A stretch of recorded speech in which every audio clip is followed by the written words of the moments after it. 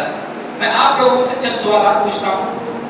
سب سے پہلا سوال یہ ہے کہ مجھے بتائیں کہ اللہ کے رسول صلی اللہ علیہ وسلم نے کس علم کے بارے میں فرمایا کہ آدھا علم ہے؟ پہلا سوال. اللہ کے رسول فرماتے ہیں نصف العلم، آدھا علم ہے. وہ کون سا علم ہے جس کے بارے میں اللہ کے رسول صلی اللہ علیہ وسلم نے فرمایا؟ کیا کوئی بتا سکتے ہیں؟ نکاح؟ بالکل نکاح ہو رہا. ٹھیک ہے. اور کوئی؟ بہت خوشی ہوئی کہ بچے نے مجھے جواب دیا. اللہ اس کو سلامت رکھے اور اسی طرح جو ہے سوالات پوچھتے رہنے کی اسے توفیق. اور کوئی بتا سکتا ہے کس علم کے بارے میں اللہ کے رسول نے فرمایا کہ وہ آدھا علم ہے، ہاف آف نالج ہے؟ آدھا علم، ہاف نالج، وہ کون سا علم ہے؟ چلیے اس کا جواب میں دوں. اور ایک سوال ہنو بھائی، توجہ، دل، خیال، ذہن پورا اس مسجد. اب دوسرا سوال یہ ہے کہ وہ کون سے علم کے بارے میں اللہ کے رسول نے فرمایا کہ سب سے پہلے اس روئے زمین سے اٹھا لیا جائے؟ جی بتائیے وہ کون سا علم ہے؟ قرآن اور جی نماز. تو نماز کے علم کو سب سے پہلے اٹھا لیا جائے گا. اور کوئی بول سکتے ہیں کون سا علم ہے جو سب سے پہلے اللہ اس کے جاننے والوں کو اٹھا لے گا، اس علم کو اس زمین سے ختم کر دے گا؟ اللہ کے رسول فرمایا وہ ہوا یونسا. پہلا علم ہے کہ جو بھلا دیا جائے گا، اور وہ پہلا علم ہے کہ ينتزع من امتی، کہ وہ میری امت سے اٹھا لیا جائے گا. نہیں معلوم ہے نا؟ میں اس کا جواب دیتا ہوں. تو دیکھیں آدھا علم جس کے بارے میں اللہ کے رسول فرماتے ہیں، ابن ماجہ کی روایت ہے کہ اللہ کے رسول صلی اللہ علیہ وسلم فرماتے ہیں کہ کیا علم فرائض کو سیکھو. علم فرائض کا مطلب میراث کا علم. کس کا؟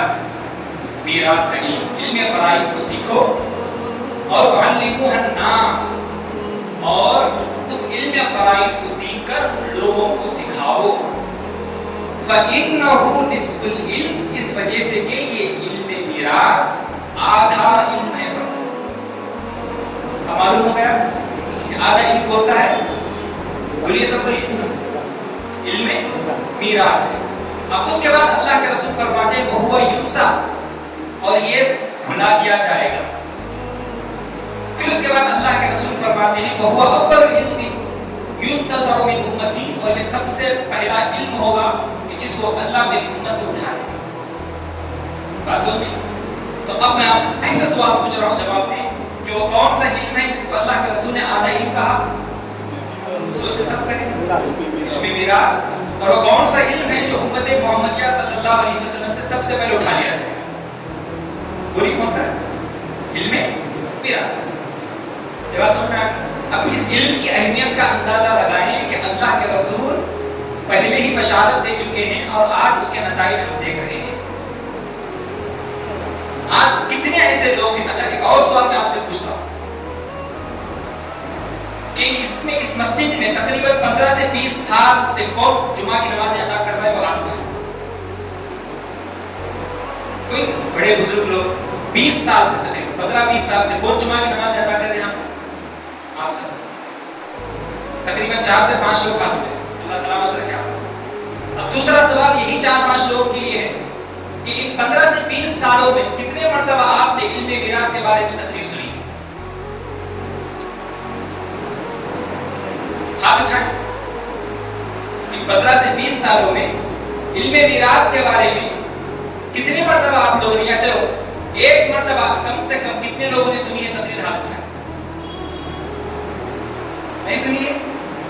نہیں سنی؟ نہیں سنی؟ آپ نہیں سنی؟ 20 سالوں میں علم میراث کے بارے میں اس مسجد میں ٹھہر کر، محراب میں ٹھہر کر کبھی بیان نہیں کیا گیا؟ سنے آپ؟ جی کتنے مرتبہ سنے؟ علم میراث کے متعلق تفصیلی گفتگو قرآن میں کیا آیا ہے، حدیث میں کیا آیا ہے، کس کو کتنا علم ملنا چاہیے، کون سا وارث کتنا حقدار بنتا ہے، کس کو کتنا مال ملنا چاہیے، تفصیل کے ساتھ کیا بیان کیا گیا. جی ایک صاحب ہے، باقی کے کسی کو نہیں پتا. تو ایک ہے، اللہ انہیں ایک کی وجہ سے اللہ ہم سب کو جنت میں لے کر جائے. اللہ تعالیٰ 99 لوگ کوئی بھی میرے کو جواب نہیں دے رہے کہ ہم نے نہیں سنا. سب بول رہے ہم نہیں سنے. تو اس سے اندازہ لگائیں کہ اس علم کو کتنا نظر انداز کر دیا گیا. میں اس علم کی اہمیت آپ کو بتا رہا ہوں, پھر انشاءاللہ میں تفصیل سے آپ کو بات کروں گا کہ قرآن میں کیا ہے, حدیث میں کیا, تاکہ آپ کو معلوم ہونا کہ پہلی مرتبہ آپ ایک ایسے علم کے بارے میں سن رہے جو بہت کم بیان ہوتا ہے, اور اس کی اہمیت اس نہیں پتا, ڈائریکٹ میں شروع ہو کے جو ہے آپ کو بیان کر دیا مسائل پہ مسائل, مسائل پہ مسائل, آپ بولیں گے یہ کیا چیز لے کر بیٹھ گئے. ٹھیک ہے, وقت جان دے, اطمینان کے ساتھ ہوں دے. انشاءاللہ یہ جمعہ کم پڑا تو آئندہ جمعہ لے لیں گے, آئندہ جمعہ کم پڑا تو اور ایک جمعہ لے لیں گے. ٹھیک ہے, تو الغرض جبکہ اللہ کے رسول نے فرمایا کہ یہ آدھا علم ہے, کیا دولا, یہ آدھا علم ہے اور یہ سب سے پہلے میری امت سے اٹھا لیا جائے گا, لیکن اس کے باوجود بھی آدھا علم بولنے کے بعد بھی وہ علم بھی جو ہے نا اس مسجد سے کھیل کر بیان نہیں کیا. بڑی تکلیف کی بات ہے مجھے معلوم, اسی لیے میں نے اس کو چٹھی میں عنوان بنا کر ڈالا. اور یہ ڈیفیکلٹ ہے, یہ آسانی سے سمجھ میں آتا نہیں, سمجھ میں پڑھنے پڑتا نہیں کسی کے, اسی لیے اس کے اوپر بات بھی کم کرتے, لوگوں کو معلوم نہیں ہوتا. الغرض اللہ نے ہمیں توفیق دی ہے, اللہ نے ہمارے لیے آج کا وہ دن رکھا کہ جس میں ہم آدھے علم کو جاننے جا رہے ہیں. یہ اللہ کا شکر ادا کریں. اب اس کے بعد میں آگے بڑھتا ہوں. اللہ تبارک و تعالیٰ نے جس طرح قرآن پاک میں نماز کا حکم دیا, اقیموا الصلاۃ, نماز قائم کرو. اللہ نے فرمایا وآتوا الزکاۃ, روزہ دو, زکات دو. پھر اللہ کے رسول اللہ تبارک و تعالیٰ نے قرآن میں روزے کا حکم فرمایا ہے. پھر اسی طرح اللہ نے حج کا حکم فرمایا ہے. یہ سارے جو معاملات ہیں یہ اللہ کے حقوق ہیں. کیا ہے؟ حقوق اللہ میں شمار ہوتا ہے. یہ اللہ کے حقوق ہیں کہ اللہ نے جن کا ذکر کیا کہ بندوں جب میرا کلمہ پڑھ لو تو مجھ پر تمہارا یہ حق بنتا ہے کہ تم میرے لیے 5 وقت آ کر نماز پڑھو, اور تم اگر مالدار ہو تو زکات نکالو, اگر اللہ استطاعت دیا تو حج کرو, صحت و عافیت اور تندرستی دیا تو پھر اس صورت میں روزے رکھو. یہ کس پر کس کا حق ہے؟ مومن کا اللہ پر یہ حق ہے. ٹھیک ہے, جب ہم اس کو خدا مان لیے, اللہ نے کہا 4 حقوق تم سے وابستہ ہے, بڑے بڑے حقوق. ویسے تو گناہ نہیں کرنا, اللہ کے راہ پر چلنا, سارے اسی کی ذمہ میں آتے, لیکن بڑے جو حقوق ہیں وہ کیا 4. اب اسی طرح جہاں پر اللہ نے جا بجا نماز پڑھنے کا ذکر کیا ہے, اسی طرح روزہ رکھو, زکات دو, یہ ساری باتیں جہاں قرآن میں آئی ہے, اسی قرآن میں اللہ تبارک و تعالیٰ نے مختلف آیات میں اللہ نے وراثت کا بھی ذکر کیا ہے. کس کا؟ وراثت کا بھی ذکر کیا ہے. اور وراثت کا ذکر کیسے کیا؟ وراثت کا ذکر جب شروع ہوتا ہے تو مختلف آیات میں آتا ہے, اور جب اللہ نے مسائل کو ذکر کرنے کے بعد کچھ آیتوں میں اللہ نے کہا کہ نصیبا مفروضا. کیا کہا؟ نصیبا مفروضا کا مطلب کیا ہے کہ ان حصوں کو مقرر کر دیا گیا ہے, یہ مقررہ حصے ہیں. پھر اس کے بعد ایک اور جگہ پر اللہ فرماتا ہے فریضۃ من اللہ. کیا؟ فریضۃ من اللہ, یہ اللہ کی جانب سے مقررہ حصے ہیں, اللہ کی جانب سے فرض شدہ مقررہ حصے ہیں. 2 باتیں. پھر اس کے بعد ایک اور مقام پر اللہ کیا ارشاد فرماتا ہے, یوصیکم اللہ فی اولادکم کے ذریعے سے اللہ اس آیت میراث کو جو ہے نا اللہ ذکر کرتا ہے. کیا کہتے ہیں؟ یوصیکم اللہ, اللہ تمہیں حکم دیتا ہے وراثت کے معاملے میں. کیا کہہ کر؟ اللہ تمہیں حکم دیتا ہے. یہاں بولا نماز پڑھو بولا, یہاں بولا ڈائریکٹ اللہ تمہیں حکم دیتا ہے. کیوں؟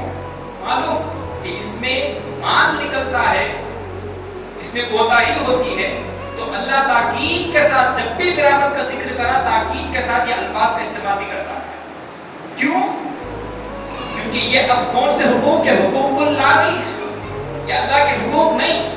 وراثت کا جو معاملہ ہے وہ کن کے حقوق میں آتا ہے؟ وہ حقوق العباد میں آتا ہے, بندے کے حقوق میں آتا ہے.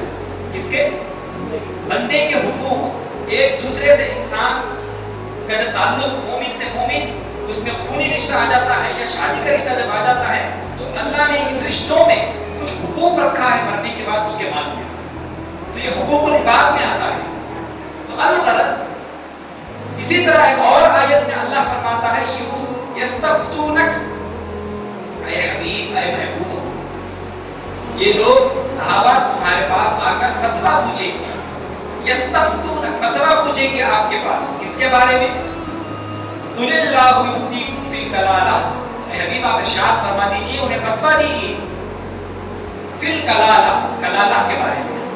پھر اس کے بعد آیت میراث شروع ہوتی ہے جہاں پر اللہ بہنوں کا حصہ کتنا ہے اس میں ذکر کرتا ہے، بھائیوں کا حصہ کتنا ہے ذکر کرتا ہے. اب اس کے بعد آخر میں پھر اللہ ایک سینٹنس اضافہ فرماتا ہے اس آیت کے اختتام پر، فرماتا ہے یبین اللہ لکم ان تصلوا. اللہ یہ میراث کے بارے میں جو باتیں کھل کھل کر تمہیں بیان کر رہا، کھول کھول کر تمہیں بیان کر رہا ہے. یبین اللہ لکم، اللہ تمہارے لیے واضح کر بیان کر رہا ہے کہ کہیں تم گمراہ نہ ہو جاؤ. پھر فرمایا آخر میں آیت کا اختتام کرتا ہے اللہ بکل شیء علیم، اللہ ہر ایک چیز کو جاننے والا ہے. بات سمجھ میں؟ تو یہ ایک آیت کی بات نہیں کر رہا، مختلف آیات میں وراثت کا ذکر کرنے کے بعد اللہ نے کس طرح کے جملے استعمال فرمائے ہیں اس کی اہمیت کو بتانے کے لیے. بات سمجھ میں آ گئی؟ تو وراثت کا جو علم ہے، یہ وراثت کا جو علم ہے یہ وہ علم ہے کہ اللہ نے تاکید کے ساتھ قرآن میں اس کا ذکر کیا ہے، اس کی اہمیت کو بتایا ہے. یہ سورۃ النساء کی آیتیں ہیں، 4 سے 5 آیتیں تقریباً سورۃ النساء میں ہیں. ان میں سے 3 آیتوں میں اللہ نے تفصیل کے ساتھ ذکر کیا ہے. انشاءاللہ آئندہ جمعہ میں اس کے بارے میں بات کروں گا. سمجھ میں آ گئی بات؟ اب حضرت عمر رضی اللہ تعالیٰ عنہ اس علم کے بارے میں کیا فرماتے ہیں؟ حضرت عمر فرماتے ہیں اے لوگوں، علم میراث کو ایسے سیکھو کہ جیسے کہ تم قرآن پڑھنا سیکھتے ہو، قرآن کو سیکھتے ہو. کیا بولے؟ علم میراث کو ایسے سیکھو جیسے تم قرآن کو پڑھنا سیکھتے ہو.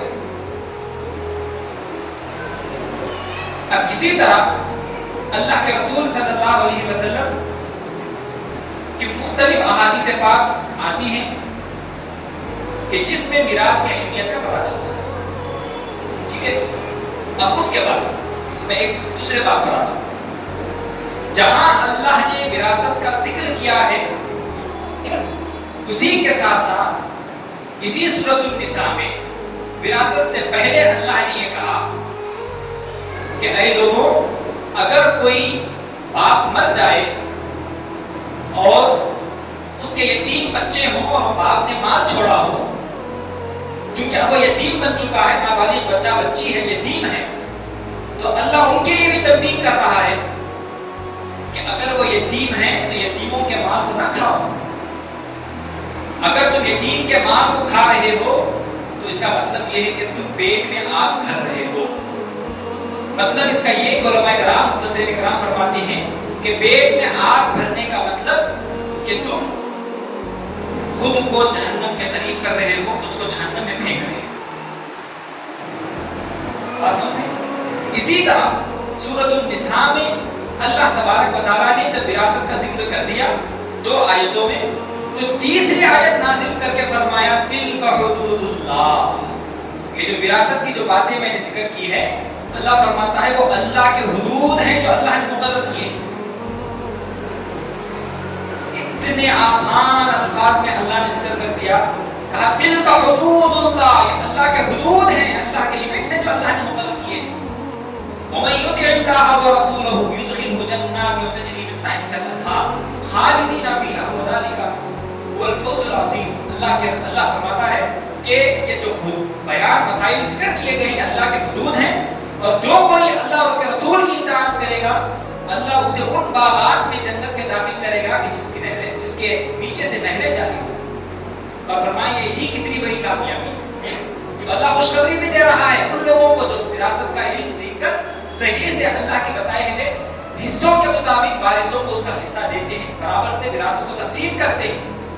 اللہ انہیں یہ خوشخبری سنا دی کہ اے لوگوں، کہ جو کوئی اللہ اور اس کے رسول کی اطاعت کرے گا ان معاملات میں اللہ اسے جنت میں داخل کرے گا، اور ایسے جنت میں کہ جس کے نیچے سے نہریں بہتی ہوں گی اور وہ اس میں ہمیشہ رہیں گے. پھر اس کے آگے فرماتا ہے بات یہیں پر ختم نہیں ہوئی، خالی خوشخبری دے کر نہیں چھوڑ دیا. اب یہاں پر ان لوگوں کو بھی ڈرا رہا ہے جو وراثت کا مال ہڑپ کر کھا لیتے ہیں، جو اللہ کے حدود کی پامالی کرتے ہیں، اللہ کے حکم کی نافرمانی کرتے ہیں. اللہ فرماتا ہے وَمَن يَعْصِ اللَّهَ وَرَسُولَهُ وَيَتَعَدَّ حُدُودَهُ، فرماتا ہے کہ جو اللہ اور اس کے رسول کی نافرمانی کرے گا اور سارے حدود سے پار کر کر چلا جائے گا، اللہ نے جو حدود مقرر کیے ہیں اگر اللہ کے کل حدود سے وہ تجاوز کر جائے گا، حد سے آگے بڑھ جائے گا، تو اللہ اسے ہمیشہ کے لیے جہنم میں اٹھا کر دے دے گا، وَلَهُ عَذَابٌ مُهِينٌ، اور اس کے لیے بھیانک دردناک عذاب ہوگا۔ بات سمجھ میں؟ اب مجھے بتاؤ، اتنی کھلی کھلی باتیں اللہ نے قرآن میں ذکر کر دی ہے، تو اب ہماری یہ ہمت کیسی ہوگی کہ ہم وراثت کا مال صحیح سے تقسیم نہیں کرتے اور اس کو کھا لیتے ہیں، بہن کا حق کھا لیتے ہیں، یتیم بچے کا حق چاچا کھا لیتا ہے، گھر میں بیوہ رہتی ہے، اپنی بھابھی پڑی ہوئی ہوتی ہے، اور بڑا بھائی جو ہے اس چھوٹے بھائی کا مال کھا لیتا ہے، یا طاقت میں مال میں وہ بڑا ہے تو چھوٹا بڑے کا حق مال کھا لیتا ہے، اور اس نن کا، اس بہو کا حصہ، اس بھابھی کا حصہ ہڑپ لیتے ہیں، دیتے نہیں ہیں، اور پھر اس کے بعد عمرے بھی کر رہے ہیں، حج کو بھی جا رہے ہیں، اور اچھی اچھی میٹھی میٹھی باتیں بھی کر رہے ہیں، ٹوپی لگا کر کرتا پیجامہ پہن کر مسجدوں کے ممبروں سے ستونوں سے پکڑ لیتے ہیں آخری عمر میں آ کر، اور دیکھتے ہیں تو یہاں پر دوسری طرف نظر اٹھا کر دیکھیں تو وہ بندوں کے حقوق کھا کر بیٹھا ہوا ہے، گویا وہ مسجد آ رہا ہے لیکن وہاں پر اس کے لیے آگ تیار کی جا رہی ہے۔ ذرا سوچیں اور کریں، یہ جو وراثت کے جو مسائل ہیں یہ علماء نے بیان نہیں کیا، علماء نے اپنی جانب سے کوئی کھینچ کر کتابوں میں لکھ نہیں دیا، بلکہ یہ جو وراثت کے مسائل اللہ نے خود قرآن پاک میں نازل فرمائے ہیں، کھلے کھلے الفاظوں میں اللہ نے کچھ مخصوص رشتہ داروں کے نام لیتے ہوئے اور مقررہ حصے کہ کس کو کتنا پرسنٹیج ملے گا اس کے ذریعے سے بھی اللہ نے قرآن پاک میں واضح طور پر ارشاد فرمایا۔ پھر اس کے بعد کچھ لوگ چھوٹے ہوئے ہیں، کچھ لوگ قریبی رشتہ دار ہیں، اب اس کے بارے میں اللہ کے رسول صلی اللہ علیہ وسلم کے احادیث ہمارے لیے موجود ہیں۔ بات سمجھ میں آ گئی؟ اب وراثت علم کا اندازہ لگ گیا کہ جس ٹاپک پر ہم بات کرنے جا رہے ہیں وہ کوئی ہلکا ٹاپک بولیے نہیں ہے، وہ کوئی ہلکا ٹاپک نہیں، کوئی آسان ٹاپک نہیں، کوئی ایسا چھوٹا موٹا ٹاپک نہیں کہ بس صدقہ کر لیے تو ثواب، نہیں کرے تو کوئی گناہ نہیں۔ بات سمجھ آ رہی؟ یہ صدقے والی بات نہیں ہوگی یہاں پر فرض کی بات ہو رہی ہے کہ اگر تم اس کو ادا کرنا تم پر واجب ہوگا، اگر تم اس کو کھا لو گے تو وہ حرام مال کہلائے گا، اور تم پیٹوں کو حرام مال سے بھر رہے ہو اور حرام کی کمائی کھا رہے ہو، یہ تصور کیا جائے گا، اور قیامت کے دن اللہ تبارک و تعالیٰ کے ہاں تمہیں ٹھہر کر جس بندے کا تم مال کھا کر جا رہے ہو، قیامت کے دن کل اس کا حساب و کتاب تم اپنی نیکیوں سے چکانا ہوگا، اور وہ تمہیں پکڑے گا اور وہاں پر تمہاری پوچھ تاچھ ہوگی، جب اس خدا کے سامنے کہ جس کے سامنے زبانیں نہیں چلتی، وہاں پر ہم کیسے جواب دیں؟ بات سمجھ میں آ گئی؟ یہ باتوں کو ذہنوں میں رکھیں۔ اب اس کے بعد میں آگے بڑھتا ہوں۔ سب سے پہلی بات دیکھیں، ایک آدمی کا انتقال ہو گیا، ایک آدمی کا انتقال ہو گیا، اس میت کا نام، وراثت کا جب بھی ہم بات کرتے ہیں تو باپ مرا یا بیٹا مرا یا ماں مرا ایسی ہم بات نہیں کرتے، ہم بولتے ہیں میت مرا، میت اپنی اولاد میں کس کو چھوڑ کر دے، ہم باپ مرا نہیں بولیں گے، بولیں گے میت مرا ہے۔ اب وہ میت کیا اس کے اوپر کی نسل یعنی جس سے وہ آیا اس کے باپ کو چھوڑ کر گیا یا اس کی ماں کو چھوڑ کر گیا، یہ دیکھیں گے۔ میت کے نیچے کی نسل جو اس سے پیدا ہوئی، اس کا بیٹا ہے کیا، اس کی بیٹی ہے کیا، اس کا پوتا پوتی ہے کیا، اور اس کی بیچ کی نسل، اس کے درمیانی نسل مطلب اس کا بھائی ہے کیا، اس کی بہن ہے کیا، اس کا بھتیجا ہے کیا، اس کا چاچا ہے کیا، یہ دیکھیں گے۔ بات سمجھ میں آ گئی؟ تین باتیں۔ تو الغرض میں اس لیے یہ بات کہہ رہا ہوں کہ کنفیوژن نہیں ہونا، تو ہم جب بھی بات کریں گے میت کے بارے میں، ایگزامپل جب بھی ہم لیں گے تو میں آپ کو کہوں گا کہ ایک میت کا انتقال ہوا اور اس میت کا نام ہم رکھیں گے عبداللہ۔ کیا؟ عبداللہ۔ اب کسی کا نام نہیں رکھنا ہے، عبداللہ۔ عبداللہ کا مطلب کیا ہے بولو؟ اللہ کا بندہ۔ اچھا، نام بھی مل گیا، اللہ کا بندہ ہے۔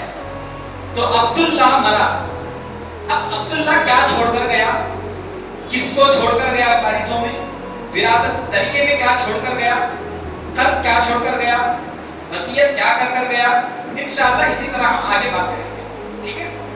تو عبداللہ کو نہیں بھولنا، ٹھیک ہے؟ اب رہی بات دوسری، اگر عورت مری، ٹھیک ہے، اب عورت کا का क्या नाम क्या रखेंगे हम यहाँ पर? हाँ, औरत का नाम रखेंगे हम हिंदा। क्या? हिंदा।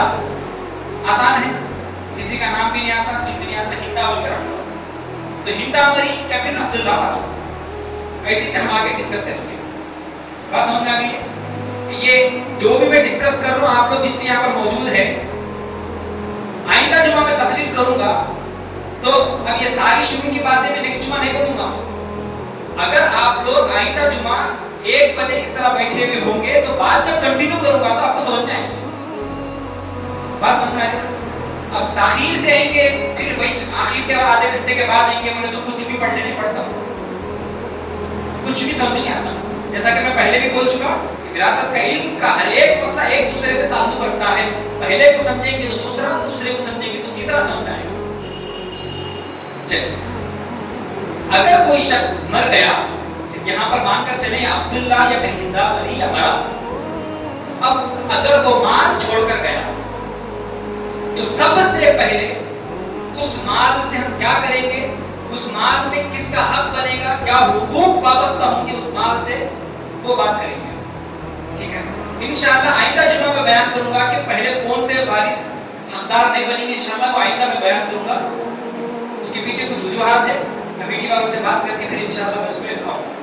मैं आज के इस जुमा में बहुत आहिस्ता फजीलत और अहम बातें, जो मोटी मोटी बातें जो आपके पढ़ने पड़ती समझ में आती, वही जिक्र करूंगा। ठीक है, क्योंकि तफसील में जाने के लिए मेरे को कुछ चीजें रिक्वायर्ड है, जरूरत है, इंशाअल्लाह उसके लिए मैं आइंदा जुमा बात करूंगा। तो मोटी मोटी बातें बस जहन में आपको बिठाने की कोशिश करूंगा, हर किसी नहीं भूलना, घरों पे जाकर अपने बच्चों को भी समझाना और अपने बीवियों को भी समझाना, अपने बहनों को भी समझाना। तो जब कोई शख्स अब्दुल्ला मर गया, मानकर चले कि वो 1 करोड़ रुपए छोड़कर गया, अब वो 1 करोड़ रुपए कैश की सूरत में हो या फिर 50 लाख की प्रॉपर्टी हो या फिर उसमें से 20-30 लाख की मलकियां मौजूद हो, ठीक है, या फिर जमीनें छोड़कर गया हो, या शेयर मार्केट में उसने इन्वेस्ट किया था वो शेयर छोड़कर गए हो, या फिर म्यूचुअल फंड वो करवा कर गया था वो छोड़कर गया हो, या फिर अगर वो एफडी कराकर फिक्स डिपॉजिट कराकर गया वो छोड़ा हो, या फिर इसी तरह उसने सेविंग्स अकाउंट खुलाकर उसमें कुछ पैसे जमा करके रखे थे वो छोड़कर गया हो, या फिर कुछ सोना उसने अपने नाम पर खरीद कर तिजोरी में रखा हुआ हो, या उसके नाम पर कुछ चांदी हो, या वो कार छोड़कर गया हो, 2 व्हीलर छोड़कर गया हो, या फिर वो घर पे चूल्हा छोड़कर गया हो, या फिर चिमनी छोड़कर गया हो, या फ्रिज छोड़कर गया हो, या बिस्तर बिछौना छोड़कर गया हो, या फिर जाते वक्त उसने एक सुई जिसको वो अपनी जिंदगी में इस्तेमाल करता हो वो सुई छोड़कर गया हो, तो ये सारी चीजों को जोड़ लिया जाएगा।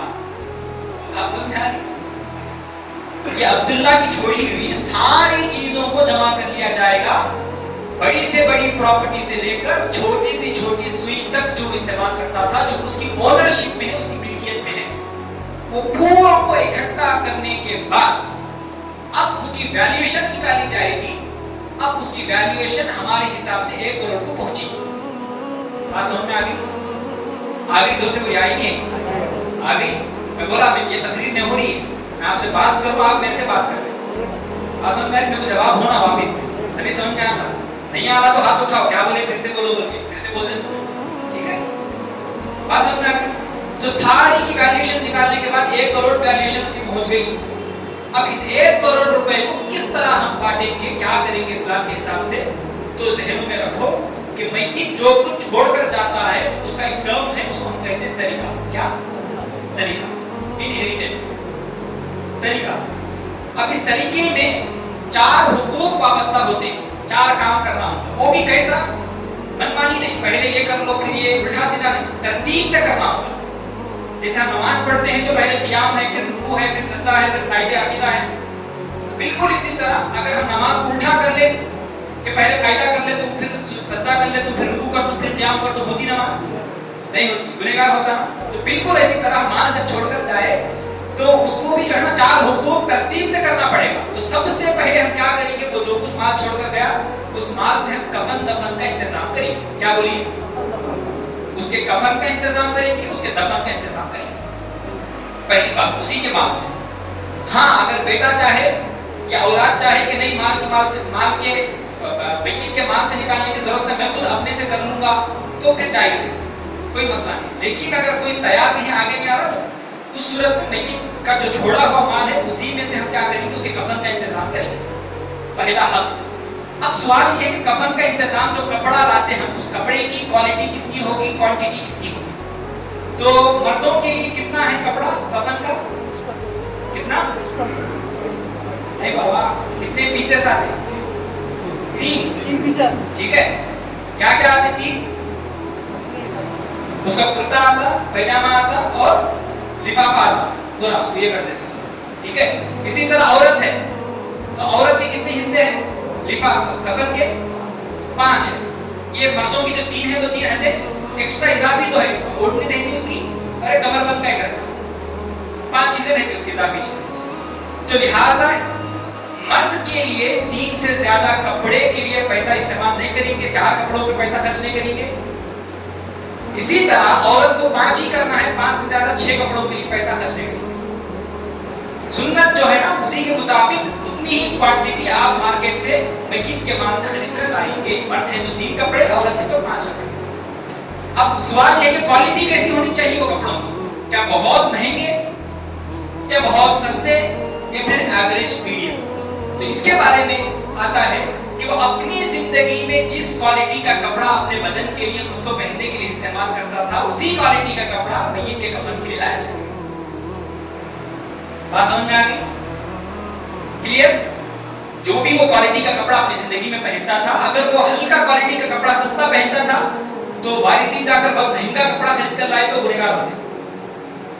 اگر وہ مہنگا پہنتا تھا تو اس صورت میں بہتر یہی ہے کہ وہ جس کوالٹی کا پہنتا تھا اسی کوالٹی کا کپڑا خرید کر لائیں. تو یہ ہوگا کفن کا انتظام. بات سمجھ میں آ گئی؟ بہت اہم بات، ہم بولتے نہیں، منمانی کر لیتے، جاتے مارکیٹ میں 200 روپے دے، 2000 دے دے، وہ جو دیا وہ کپڑا اٹھا کے لا کے پہنا دیتے. اب رہی دوسری بات دفن کا، جانا، قبر کھودنا، قبر کے لیے جو چیزیں ضروری ہے، مزدوری جو لگ رہی کر رہی قبر کے لیے، ان سارے چیزوں کے لیے جو ہے نا آپ کیا کریں گے، انتظام کر لیں گے. کسی کہاں سے؟ میت کے پیسوں سے. میرے پاس سمجھ آیا؟ کلیئر ہو گیا؟ اب رہی بات قبر بناتے وقت جو ہے نا آپ سنت کے مطابق جتنی قبر بننا ہے اتنا پیسہ میت کے جائیداد سے لے سکتے ہیں. اس سے ہٹ کے آپ پکی قبر بنا رہے، اطراف میں پتھر رکھ کے سجا رہے، تختی لگا رہے، اس کے اوپر جو ہے نا آپ 4 دیواریاں کھڑے کر رہے، اس کے اوپر آپ شال کا انتظام کر رہے، غلاف کا انتظام کر رہے، اوپر کے جو بھی خرچے ہوتے ہیں یہ سب میت کے پیسوں سے لیا نہیں جائے گا، میت کا پیسہ استعمال نہیں ہوگا. بات سمجھ میں آ گئی؟ تو سنت قبر جس کو ہم کہتے ہیں، جو احادیث پاک میں جو بیان کیا گیا ہے اتنی ہی مقدار میں، اتنا ضرورت کا مال ہی میت کے مال سے لیا جائے گا، اس سے زیادہ لینا جائز نہیں، درست نہیں. بات سمجھ میں آ گئی؟ تیسری بات کا اضافہ کر لیں. ابھی تو پہلے ہم کی بات کر رہے ہیں، ہم اس میں جو چیزیں ہوتی ہیں میں کھول کے بتا رہا ہوں. اب اس میں جو ہے نا اگر کوئی شخص جو ہے اضافی خرچے کر رہا، اضافی خرچے مطلب میت کے اوپر جو ہے نا آپ ہرا غلاف لا کے ڈال رہے، پھر اس کے بعد جو ہے نا اس کے اوپر پھول کی چادر بچھا رہے، پھر اس کے بعد جو ہے نا آپ لے جانے کے لیے گاڑی کا انتظام کروا رہے جو ضرورت نہیں ہے، کندھوں سے لے کر قبرستان تک پہنچایا جا سکتا ہے. پھر اسی طرح جو ہے نا آپ آنے جانے کے لیے قبر انتقال ہو گیا تو اس کے نام پہ جو ہے نا الگ سے غیر ضروری خرچے کر رہے آپ. ٹھیک ہے؟ تو یہ ساری جو وہ چیزیں ہیں نا وہ وارثین اپنے مال سے کریں گے، وہ میت کے مال کو ہاتھ دے دیں گے. کیوں؟ یہ سنت سے بڑھ کے چیزیں کر رہے آپ لوگ اپنی جانب سے بنا لی سب چیزیں ہیں تو آپ اپنے پیسوں سے کریں گے. ٹھیک ہے؟ بات سمجھ میں آ گئی؟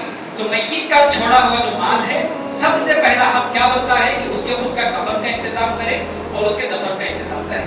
اگر میت کو چھوڑ کر اس نے گیا، غریب تھا، بچہ تھا، اس کے مال میں کچھ بھی نہیں تھا، تو جو بھی اس کا ولی سرپرست تھا، اس کا جو اس کو پال رہا تھا وہ انتظام کرے گا. وہ بھی نہیں ہے تو اس صورت میں کیا کریں گے، اس مسجد میں محلے میں موجود لوگ کیا کریں گے، سب مسلمان اکٹھا ہو کر اس کے لیے انتظام کریں گے، کفن کا اور دفن کا انتظام کریں گے. یہ مسلمانوں پر آتی ہے. اگر کوئی بھی اس آگے پیچھے کوئی بھی نہیں اس صورت. یہ بات سمجھ میں آ گئی؟ اب اس کے بعد دوسرا حق لوں 5 منٹ میں ختم کر دوں، بولو 5 منٹ بولو. ہاں ٹھیک ہے.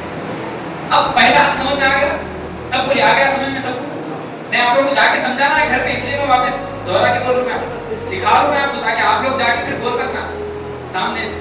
तो पहला हक क्लियर। अब दूसरी बात, दूसरा हक क्या है कि मैयत जाते वक्त उसके ऊपर कर्जा था, तो सबसे पहले किस किस के कर्जे थे वो सारे कर्जों को जो है ना अदा कर दिया जाएगा।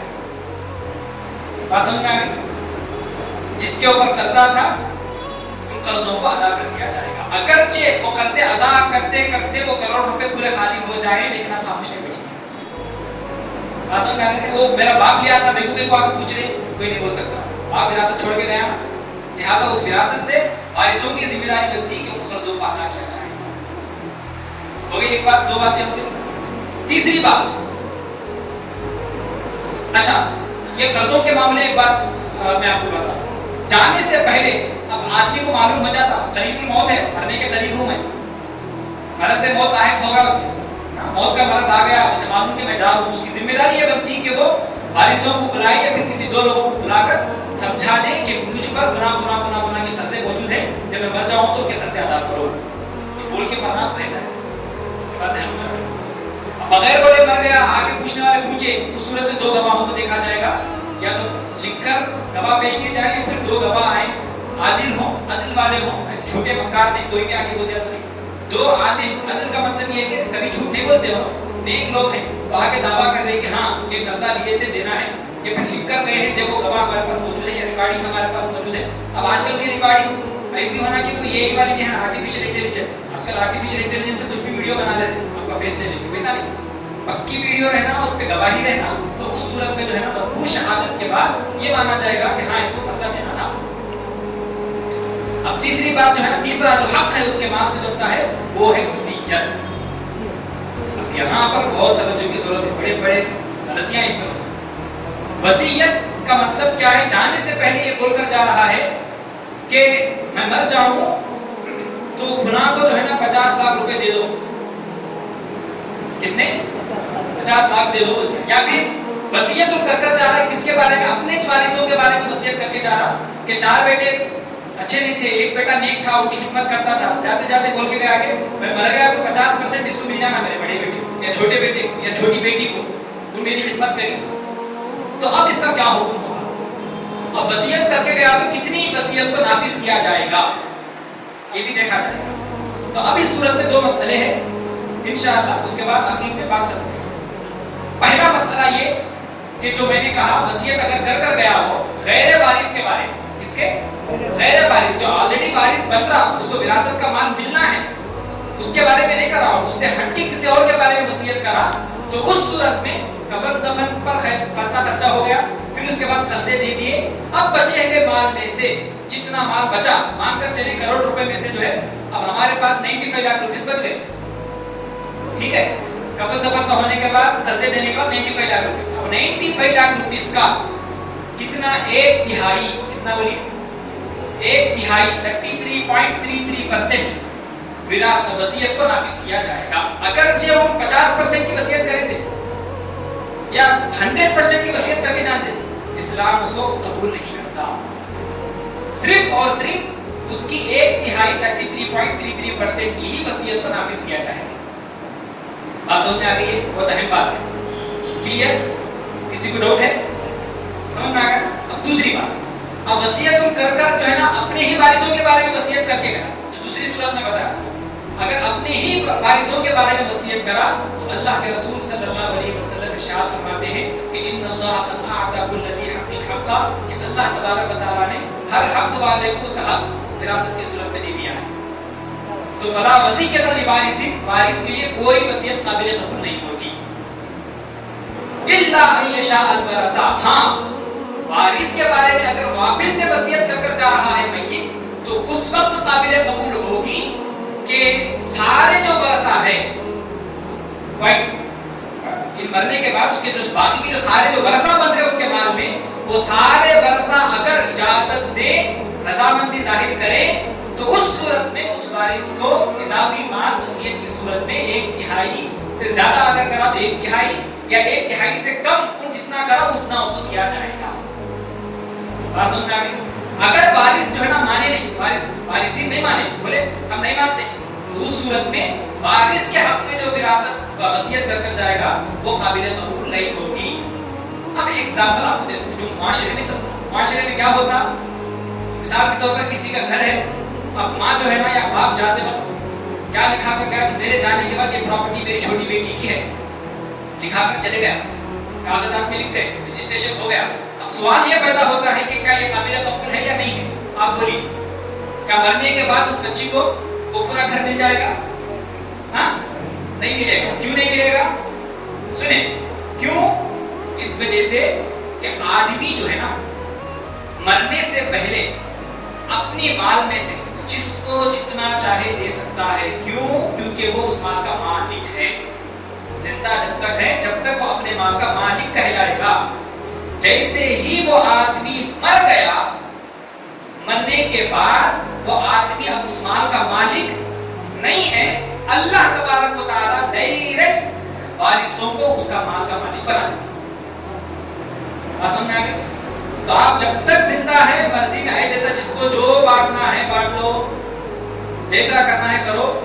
لیکن جب آپ مرنے کے بعد کی وصیت کر کے جا رہے تو اس صورت میں کنڈیشنز رکھا اللہ کہ اب کیونکہ تو مر رہا ہے, دیکھو ایک ہی آپشن ہے بس وصیت کرنے کا, وہ غیر وارث کے لیے ہے کہ تو اپنے نام اعمال کو بڑھانے کے لیے کہ بچے تو سب کھا رہے پی رہے سب مزے میں, اپنے فائدے کے لیے جو ہے نا وصیت کر کے جاتا ہوں کہ وہ فلاں مسجد کو فلاں درگاہ نہیں, درگاہ بولے تو درگاہ میں آج کل بہت خطرناک حساب, مدرسے کو مسجد کے لیے یا پھر قبرستان کے لیے یا پھر مسلمانوں کے فلاحی کام کے لیے یا پھر ان درگاہوں میں جہاں پر واقعے میں بہت بڑا فلاحی کام ہو رہا, قوم کا کام ہو رہا, ویسی درگاہوں کو.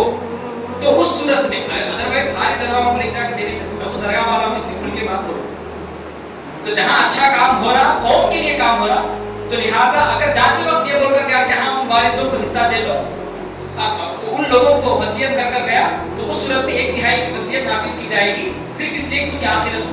تو اللہ نے بس ایک راستہ رکھا اسے مرنے سے پہلے وصیت کرنے کا. اب چونکہ باقی کا جتنا مال رہے گا اللہ تبارک و تعالیٰ آٹومیٹکلی بچا ہوا مال کفن دفن کے بعد, قرض ادا کرنے کے بعد, وصیت پورا کرنے کے بعد اس کا مال کا جو مالک ہے وہ وارث آٹومیٹکلی بن جاتا. بڑا بھائی بانٹو نکو بانٹو, چاچا مال کو بانٹو نکو بانٹو, بابا بانٹو نکو بانٹو, اما اس مال کی تقسیم کریں دے یا نہیں کریں دے, یا پھر آپ اس کو اٹھا کے رکھ لو. ٹھیک ہے, مالک جو ہے نا ڈائریکٹ مرنے کے بعد یہ 3 چیزیں ادا ہو جانے کے بعد, 3 حقوق پورے ہو جانے کے بعد ڈائریکٹ اس مال کا مالک وہ بن جاتا. ہاں اب کیا ہے بولے تو تقسیم کی باری آتی ہے. آپ کو اللہ کتنا کام دیا کہ حصے بیان کر دیا اللہ, بس تقسیم کر لو تم آپس میں. ہاں اب اس تقسیم کرنے میں اگر کوئی بڑا بھائی, چھوٹا بھائی, چاچا, ہاں کوئی گھر کا بڑا ذمہ دار افراد آ کے نہیں کر رہا ہوں, کھا لے رہا, نہیں دے تم بول رہا, یا کم جا رہا یا زیادہ دے رہا, تو اس صورت میں گنہگار ہو. بات سمجھ آ گئی؟ تو لہٰذا وارث کے حق میں وصیت صرف اور صرف اس وقت عمل میں آئے گی کہ جب کہ وہ سارے جو وارثین ہیں وہ مان لیں. تو لہٰذا پراپرٹی میں لکھ کر چلے گیا کہ میرے جانے کے بعد یہ میری بیٹی کو گھر ملنا چاہیے, تو اس کو پورا گھر تو ملے گا پہلی بات. ہاں وہ وصیت جو کر گیا ہو اس وقت قابل قبول ہوگی جبکہ سارے وارثین مان لیے کہ ٹھیک ہے بھائی, والد صاحب کی خواہش تھی, اماں کی خواہش تھی, یا میری بیوی کی خواہش تھی, فلاں جو بھی خواہش تھی, وہ خواہش کے مطابق جو وارثین کو جو ہے نا مال بٹنے سے پہلے وصیت کے ذمہ میں جو تیسرا حق ہے, اس صورت میں جو ہے نا اس کو 1/3 سے زیادہ اگر اس کی ویلیو بن رہی تو 1/3 تک کی 33.33% کی ویلیو کتنا آتی کہ اتنا وصیت اس کو دے دی. سارے وارثین مان لیے تو, اگر انکار کر دیا یا کوئی ایک انکار کر دیا, باقی کے 4 مان لیے, 5 لوگ تھے وارثین میں, ان میں سے ایک انکار کر دیا, 4 مان لیے, تو اس صورت میں اس کی ویلیو نکال کر وہ ایک جو نہیں مان رہا اس کی کتنی ہوئی اس کو دے دی. باقی کے 4 لوگ کمپرومائز کرنے تیار ہو گئے, لہٰذا چاروں کے مال سے نکال کر اس کی تیار. 2 نہیں مان رہے, 3 مان رہے, تو دونوں کو جو ہے نا جتنا حق بن رہا ہے اسلام کو اس کو حق دے دیں گے. یہ 3 جو ہے نا کمپرومائز کرنے کے لیے میرے بابا کی خواہش تھی, لہٰذا وصیت کو پورا کرو. اب ان تینوں کے مال سے اس کو نکال کر وصیت کو پورا کیا جائے گا وارث کے حق میں. اگر یہ بہت اہم چھوٹے باتیں ہیں, ذہنوں میں رکھیے آپ. تو بات سمجھ میں آ گئی.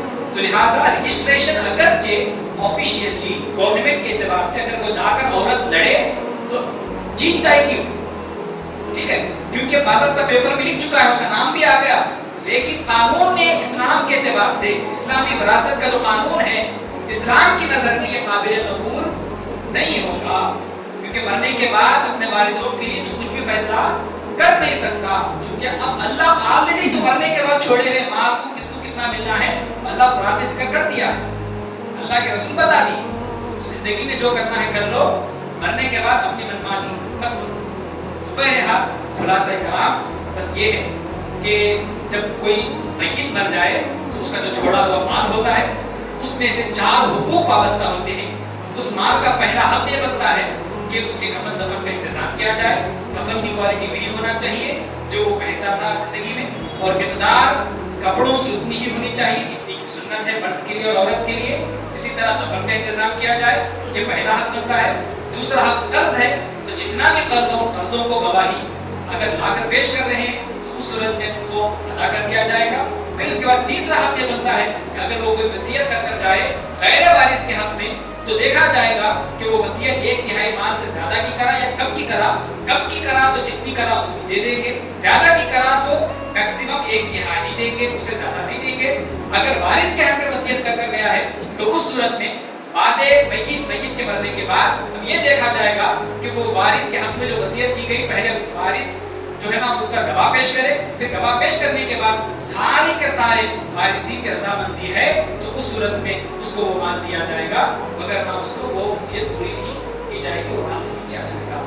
اب چوتھا جو حق ہے وہ ہے وارثین کا، مال میں آخری جو حق بنتا ہے وہ ہے وارثین کا۔ تو انشاءاللہ آئندہ جمعہ آؤں گا جب میں تو اس صورت میں جو چوتھا حق ہے جو وارثین کا، جو بہت ڈیفیکلٹ ہے، اتنا آسان نہیں ہے، کس کو کتنا حق ملے گا، شوہر کو کتنا، بیوی مر گئی تو شوہر کو کتنا، اگر میت کا باپ ہے تو باپ کو کتنا، ماں ہے تو ماں کو کتنا، دادا ہے تو دادا کو کتنا، پڑدادا ہے تو پڑدادا کو کتنا، دادی ہے تو دادی کتنا، نانی ہے تو نانی کو کتنا، کب ملے گا۔